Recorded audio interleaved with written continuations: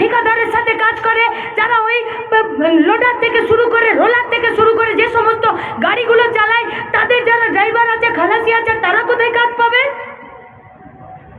आज बोलने से होगा कि अलीपुरद्वार जिला से कोच बिहार तक जाने के लिए 22 किलोमीटर का रास्ता गड्ढे में रास्ता है या रास्ते पर गड्ढा है, आज ये पता नहीं चलता। যাদের কাছে পয়সা দেবার কথা ছিল তারা সেদিন চুপ ছিল সেদিনকে। শুনুন, খারাপ রাস্তার পাশে নিজের রাজার মতন প্রাসাদ বানালে নিজেকে তৃণমূলের চটিচাটা নেতা হিসাবে প্রমাণ করা যায়, দেশের সরকারের জন্য উপযুক্ত তাকে একজন নেতা হিসাবে প্রতিষ্ঠা করা যায় না। তাই তো হয়েছে আলিপুরদুয়ার জেলাতে, তাই তো হয়েছে। ধ্রুব বলেছে চা সুন্দরী প্রকল্পের কথা, কলতান বলেছে গতকাল আর্চিকরের কথা, রাজুদা বলেছে এখানকার আলু চাষিদের আলু ব্যবসায়ীদের কথা। কোথায় ছিলেন রাজ্যের মুখ্যমন্ত্রী মমতা ব্যানার্জি এবং বেচারাম মান্না সিঙ্গুরে?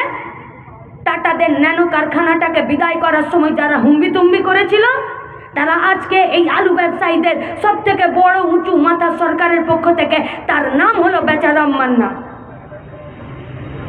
আলু ব্যবসায়ীদের যে সমিতি, সেই সমিতি থেকে বাইরের রাজ্যে উড়িষ্যা, এইদিকে উপরের দিকে জেলা রাজ্যগুলো, ওইদিকে ঝাড়খণ্ডের রাজ্যে আলু যাওয়া বন্ধ করে দিল। কারণ কি না, রাজ্যে আলুর দাম বেড়ে যাচ্ছে, তাই এখন বাইরে যেতে দেওয়া যাবে না। গুদামে গোডাউনে যে আলু আছে সেগুলো তো আগে রাজ্যের বাজারে বিক্রি করতে হবে, তারপরে। এই কথাই তো বলেছে বেচারাম মান্না। আজ হঠাৎ চোখ দিয়ে তো নোনা পানি বেরোচ্ছে বাবা তোমার।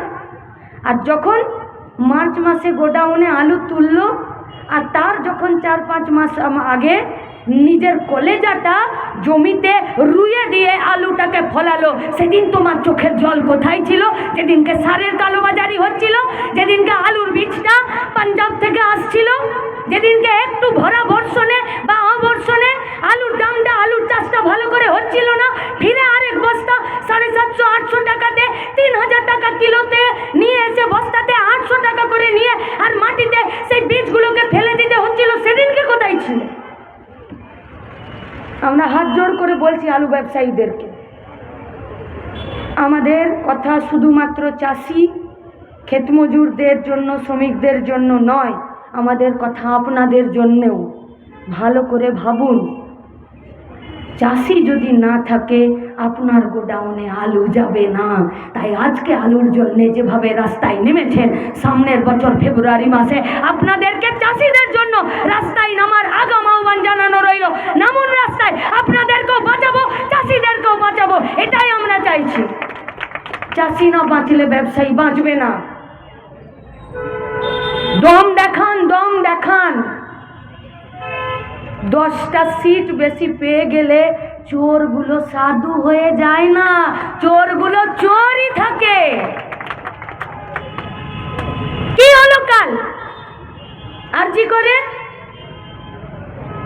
আমাদের কয়েকটা নির্দিষ্ট প্রশ্ন আছে।